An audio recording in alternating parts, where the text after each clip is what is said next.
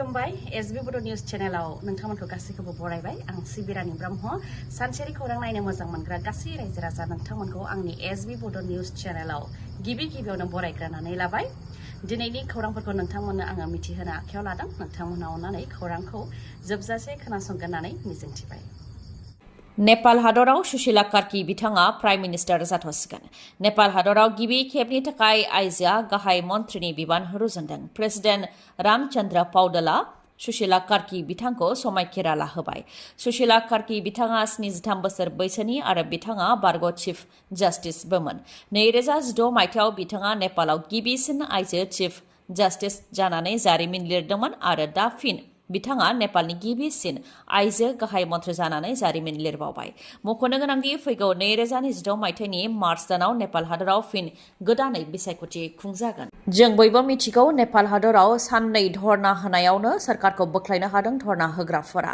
जाय धर्नानि मुंखौ जेन जेट मुं होनाय जादों जाख्लनायनि हेंथायै आरो ससियेल मिडिया एपफोर जेरै Facebook YouTube channel WhatsApp Instagram बायदि बायदिखौ बेन खालामनायनि उनावनो जेन जेट धर्ना होग्राफोरा गोख्रोङै धर्ना होदोंमोन बेनि उनावनो नेपालनि गाहाय मन्थ्रिया रिजाइन होनो गोनां जादोंमोन आरो नेपाल एंगारनानै गुबुनाव खारनो गोनां जादोंमोन बेनि उनावनो पार्लियामेन्टखौ दखल खालामनो हादोंमोन सोमावसारग्रा रायजो राजाफ्रा दा नेपाल हादराव थासारिया गोजोन जाफिनबाय आरो नेपाल हादरखौ सामलायथ'नो थाखाय सुशीला कार्की बिथांखौ प्राइम मिनिस्टार बानायथ'बाय नेपाल हादराव बिसायख'थिखौ लानानै फिन हिंसायारि जाथाय क'क्राझार जर्दानफोराव हिंसायारि जाथाय जादों गरिब दुखुथियानि सा गलायाव थानाय चियार फेन ट्रां अदेबानि बाक्सु आरो गलानि दरजाखौ बोखारनानै खाथियाव थानाय दुब्लि बारियाव गारहरनाय जाथाय बेनि अनगायैबो फिरफिला दानफ्लेनाय जाथाय जादों रिंसार बसुमतारीनि गलायाव जादों बे जाथाया रिंसार बसुमतारीया फोरमायथिनाय बायदिब्ला बिथाङा सिगांनि समाव बिपिएफनि मावथिमोन बेनि उनाव बिजेपि राजखान्थि दोलोआव आखाइ हमहैदोंमोन बेनि उनाव बिजेपिनिफ्राय इउपिपिएल दोलोआव फैफिनबायमोन जायनि थाखाय इउपिपिएल राजखान्थि दोलोखौ मोजां मोननानै न' आरो गलायावबो इउपिपिएल दोलोनि फिरफिला गायनाय जादोंमोन होननानै फोरमायथियो नाथाय माखासे सिनाय मोनै बा मिथि मोनै सुबुंफ्रा हरनि समाव न' आरो गलायाव थानाय फिरफिलाखौ दानफ्लेलांदों होननानै मिथिहोदों आरो बिपिएफनि स्टिकार सिथाबनानै गालांदों होननानै फोरमायथिदों बेनिखायनो बे जाथायाव बिपिएफ दोलोनि मददगिरिफोरनि आखाइ थानायनि सन्देह फोरमायथिदों रिंसार बसुमतारीया बारग' मन्थ्रि रिहन दैमारिखौ बिटिसिनि डिपुटि चिफ बा लेङाइ गाहाय खालामगोन आरो अदालगुरियाव मिनि सेक्रेटारियेट लुगोन बे रादायखौ होदों हाग्रामा महिलारिया मख'नो गोनांदि हाग्रामा महिलारिया मैयानि सानाव भैरबकुन्द दरङाजुलि आरो क'क्राझाराव बिसायख'थिनि फोसावदिं मेल खुंदों जेसेबां सानदों बेनिख्रुइ गाहामसिन आरो गोबां बांसिन मोननानै बिपिएफआ देरहागोन होननानै दाबि खालामो हाग्रामा महिलारिया डक्टर हेमन्त बिश्व शर्माया भिसिडिसि बोखारनो खोथा बुंनायनि सायावबो बिथाङा बुंथियोदि बिसायख'थियाव जेखि बुंनो हायो डक्टर हेमन्त बिश्व शर्माया भिसिडिसि बोखारगोन बुङोब्ला आंबो आसामनि पन्चायतखौ बोखारगोन होननानै बुंनो हायो नाथाय रावबो बोखारनो हानाय नङा होननानै बुंथियो हाग्रामा महिलारिया भैरबकुन्दआव गबिन्द बसुमतारीया जेबो जौगानायनि खामानि मावाखै रायजो राजाखौ थगायदों होननानै बिपिएफ दोलोनिफ्राय गाग्लोबो भैरबकुन्दआव Indira Gandhi national tribal university जानो गोनां दंमोन जायनि खामानिया 99% आबुं जाबाय आरो 1500 बिघा हायाव बेखौ बानायनाय जागोन होननानै गबिन्द बसुमतारी बिथाङा बुंथिदोंमोन नाथाय 5 बोसोर आबुं जाबाय थरसेबो अन्थाइ बेयाव गोग्लैयाखै होननानै बुंथियो आम्बागावआव एनआइटि जानो गोनां दंमोन बेबो जायाखै मोनफ्रोमबो जिल्लायाव सेन्ट्रेल स्कुल आरो नवोदय बिद्यालय जानो गोनां दंमोन बेबो जायाखै 6.3 दफानि गेजेरजों फरायसालिफोरा सोरखारि जानो गोनां दंमोन नाथाय गंसेबो फरायसालिखौ सोरखारि खालामनो हायासै होननानै इउपिपिएल सोरखारनि सायाव गाग्लोबो बेनि अनगायैबो बिथांमोननि सालाय बिजौआवनो गोजोना थायो नाथाय न' सिफायनायजों बोरै गोजोन जागोन होननानै बुंथियो 14 नं चिरांदुवार बियाबनि लाइमुथि ओनसोलाव हाग्रा ओनसोलखौ फुवारनो थाखाय गं 14 गामियाव जिपिएस खालामदों जायनाखि हा हुनि थाखायनो बर'फ्रा सोमावसारदोंमोन नाथाय न' बां सिफायोबा माबोरैहाय गोजोन फैगोन होननानै सोंथि खालामो बेनि अनगायैबो गेदेर गेदेर टिका साप्लाइ कनस्ट्राक्सन बायदिनि खामानिखौ इउपि बिहार कचबिहार बायदि बायदि गुबुन रायजोनिया लानानै थांजोबदों जायनि जाहोनाव बिटिसिआव रांखान्थि थासारिया जोबोद गाहायाव गोग्लैनो गोनां जादों बेनि अनगायैबो इउपिपिएल सोरखार जानाय लोगो लोगोनो चिरांदुवाराव न' सिफायदों गंद' गामियाव न' सिफायदों एनडिपि आरो बिटिआर गोरोबथानि सागानगिरिफ्रा दासिमबो जोबथेसालियावनो दङ अब्ला बबेयाव गोजोन होननानै सोंथि खालामो बिपिएफ दोलोनिफ्राय बेनि अनगायैबो दुलाराय बर' फरायसा आफाद एबसुआ उनाव थानानै इउपिपिएल दोलोनि जानानै खामानि मावदों नाथाय दुलाराय बर' फरायसा आफादा फरायसा आफाद हिसाबै गेजेरनि जानानै खामानि मावनो नांगौमोन होननानैबो बुंथियो बिथाङा। जुदि इउपिपिएलआ सोरखाराव फैनो हायाबा बिथांमोनहा मा खालामगोन? आफादखौ सालायनो थाखाय रायजो राजानि खामानि मावनो थाखाय बिथांमोननो सोरखारि मदद नांगौ जायो।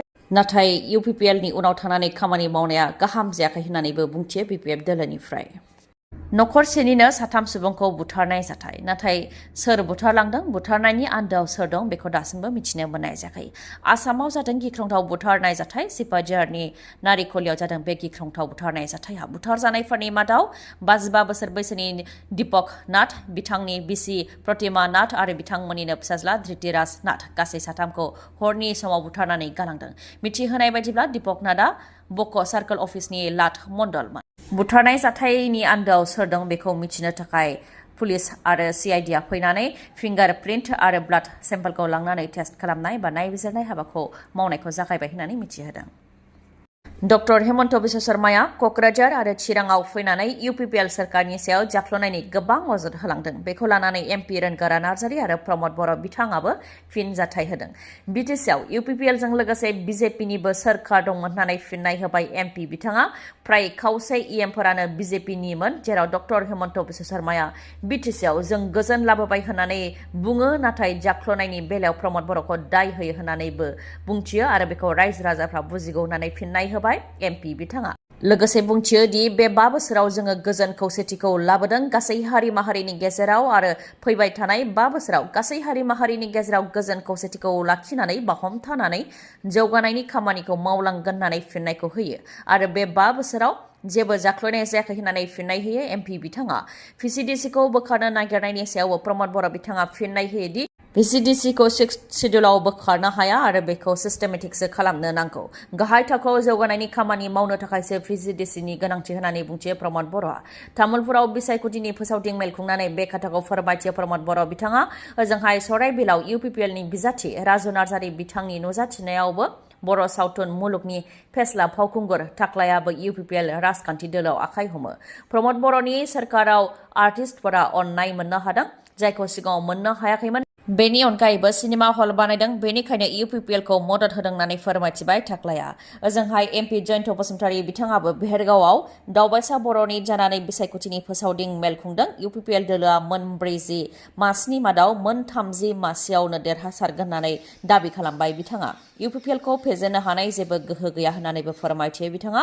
प्रमद बर'आ गासै हारि माहारिनि जौगानाय लाबोदों, गासै हारि माहारिनि राव हारिमु रैखाथि होनायनि खामानि मावदों, सुपार 50नि गेजेरजों सुबुं सम्पद सोरजिनायनि खामानि मावदों। बेनिखायनो मोन 26 हारि माहारिया इउपिपिएल दोलोनि सायाव फोथायनाय दङ होननानै फोरमायथियो एमपि जयन्त बसुमतारी बिथाङा। बिटिसि बिसायख'थिनि थाखाय गोख्रों जाफिनदों बिजेपि दोलोआ। आसामनि गिबि मन्थ्रि डक्टर हेमन्त बिश्व शर्माया दा फिन बिसायख'थिनि फोसावदिं मेल खुंनायाव बारसोमफिनदों। मैयानि सानाव चिरां आरो क'क्राझाराव बिसायख'थिनि फोसावदिं मेल खुंदों आरो बिजेपि दोलोनि मेनिफेस्ट'खौबो बेखेवनानै होयो गिबि मन्थ्रि बिथाङा। बेनि अनगायैबो सोरखारनि सायावबो खोथाजों गाग्लोबो बिथाङा। बिटिसिआव जाख्ल'नाय जानाय आरो मुलाम्फा मोननायनिफ्राय रायजो राजाया थालांनो गोनां जानायखौ लानानै बिबुंथि होयो गिबि मन्थ्रि बिथाङा। बिटिसिआव थांनाय 5 बोसोर आरो बेनि सिगांबो बोसोरफ्रोमबो 1000 कौटि रां आरो लामा सामा बानायनो थाखाय 5 बोसोराव 1600 कौटि रां हरदोंमोन, नाथाय गरिब रायजो राजाफ्रा जेबो मोननो हायाखै। जों रां हरो, नाथाय गारिखौ गुबुना सालायो। ड्राइभार सिटआव जों थाया, इन्जिनाव जों थाव सोयो, नाथाय सालायग्राया गुबुन। बेनिखायनो इन्जिनाव जोंनो थाव सोगोन, जोंनो सालायगोन होननानै बुंथिबाय डक्टर हेमन्त बिश्व शर्मा बिथाङा। बेनि अनगायैबो गुबुन जायगायाव रां होआलासे साख्रि मोनोबा आरो पिएमएवाइनि न' मोनोबा बिटिसिआव मानो मोना होननानैबो सोंथि खालामो। पिएमएवाइनि न'नि मुङाव भिसिडिसिआ 10,000 रां लायो। रेशन कार्डनि गेजेरजों हरनाय माइरंखौ एन्जर बायदिफोरा लाङो होननानैबो बिटिसि सोरखारनि सायाव गाग्लोबो गिबि मन्थ्रि बिथाङा आरो बिजेपिनि सोरखार फैयोब्ला भिसिडिसिखौ हाखराव सोनानै दोनगोन होननानैबो बिबुंथि होयो गिबि मन्थ्रिया। BTC बिसायख'थिनि सिगां BJPनि गेदेर खहा सालबारि बियाबाव BJPनिफ्राय टिकेट मोननो हास्थायनाय राजकुमार बसुमतारिया BJP दोलो एंगारनानै सा 350नि बांसिन BJPनि मावथि आरो दैदेनगिरिफोरखौ लोगोआव लानानै BPF दोलोआव हाबबाय आरो फैबाय थानाय समाव BJPनि 3,000 मावथि आरो दैदेनगिरिफोरखौ BPFआव जयेन जाहोगोन होननानै फोरमायथिबाय राजकुमार बसुमतारिया BJP दोलो एंगारनायनि सायाव बुंथियो दि सालबारियाव आं BJPनि खेबथाम गाहाय नेहाथारिनि बिबान लादोंमोन आरो गोबां खस्थ'नि गेजेरजों BJPखौ आगान बारायहोदोंमोन।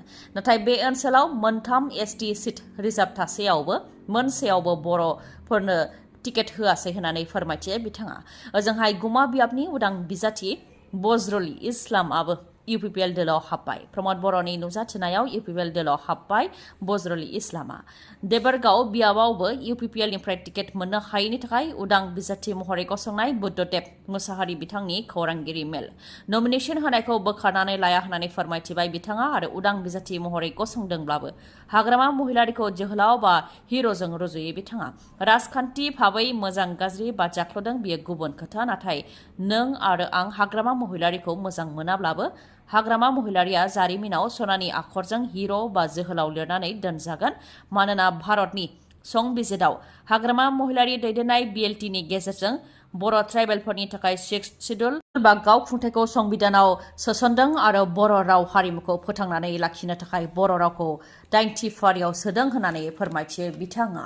हाग्रामा महिलारिनि सायाव बुंनायनि अनगायैबो दिल्ली आरो दिसपुरनि सायावबो बिबुंथि होयो बिथाङा। क'क्राझारा बर'फोरनि गुबै जायगा, क'क्राझारनिफ्रायनो बर'फोरनि गासैबो सोमावसारनाया जागायजेनदों बेखौ दिल्ली आरो दिसपुरनियाबो मिथिगौ, नाथाय बेखौ लासै फोजोबस्रांनो थाखाय स्ल' पयजन हिसाबै पेकेज बानायदों नामा?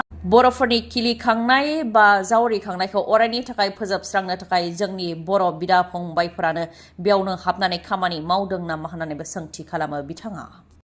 गोजोन्थों खौरां। नोंथाङा सुजुकी कम्पानिनि मटर साइकेल आरो स्कुटि बायनो सानदोंब्ला नोंथांनि थाखाय गोजोन्थों खौरां। चिरांनि काजलगावआव गोदानै बेखेवबाय सेप्ट सुजुकी श'रुम।